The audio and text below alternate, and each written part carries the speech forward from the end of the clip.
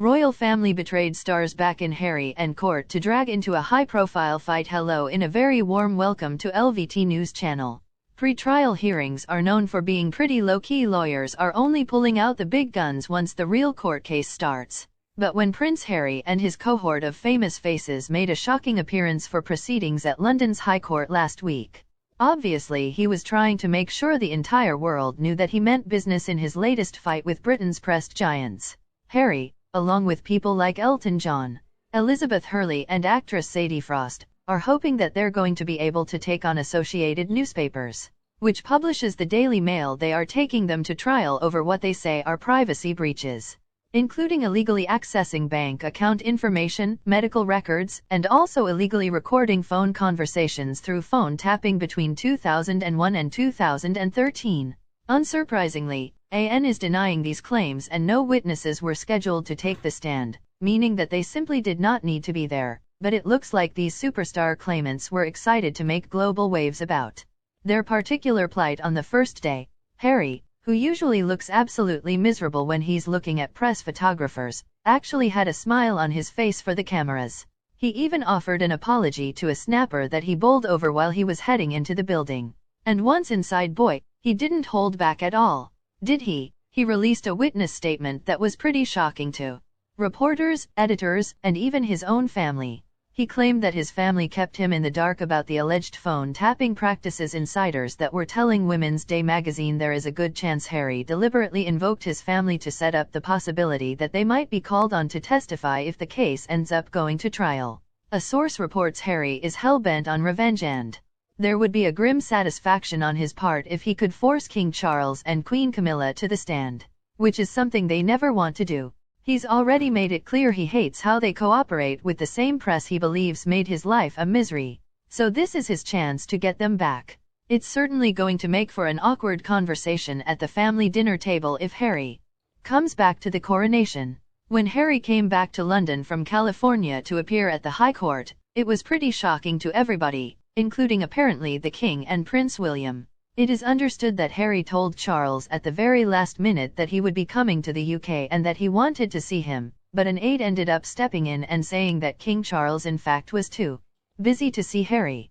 Last week, of course, the King had to cancel a state visit to France thanks to civil unrest before he went to Germany with Camilla. Women's Day magazine has reported that Harry was staying at Frogmore Cottage at Windsor, which is only a short 10-minute stroll from where his brother lives at Adelaide Cottage. Source reports William, Kate and the children were away for most of Harry's visit, and the source added that typically they spend this time of Europe and more Hall in Norfolk. A separate insider thought that maybe Harry used his time at Frogmore to start packing, considering that Charles has kicked them out of their UK. Here is what I think though about Harry's little revenge parade, including what he's saying he wants. I think what he really wants is attention. Harry clearly is suffering from some type of severe mental illness. He has multiple addictions, including sexual addictions, alcohol addiction, and addiction to illegal drugs. It has been discussed all over. Harry is self-prescribing these drugs for himself. He doesn't have any prescription medication even though he probably needs it. He's just going by what his mother-in-law, a social worker, and Meghan Markle tell him to do. His addictions are what's important to him. They get him through these upcoming events or really these everyday traumas that Harry claimed that he just wants to make the world a better place, and he's insisting that his hardships were not easy to deal with, especially with his privileged lifestyle. He discussed this cruel, toxic, and overbearing family who never hugged him. Harry claims that he wants to help his brother's kids, the Spares, to be able to deal with the real-world reality of life, and Harry has been rejected, which is very upsetting to him.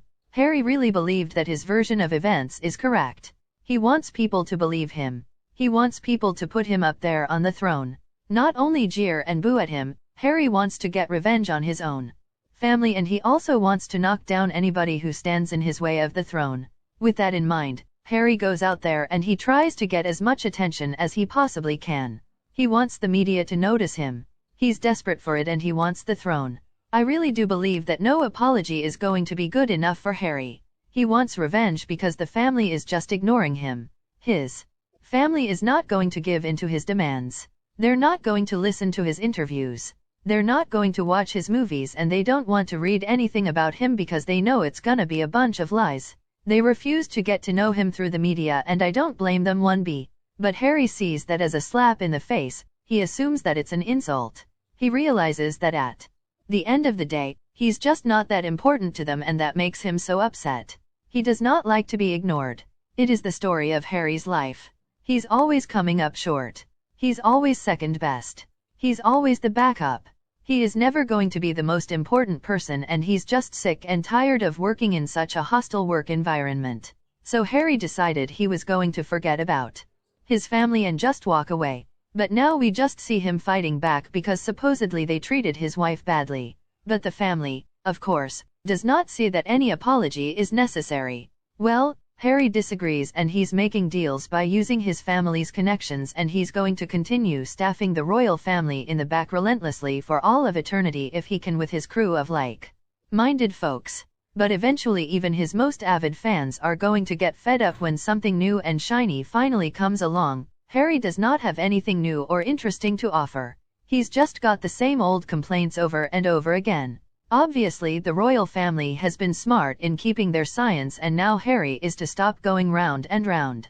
We constantly hear that Harry is going to reveal some kind of shocking and terrible and devastating news in relation to his own family. He claims that these drugs, these psychedelics, are such an important part of his life, and Harry has never told us that he stopped taking them.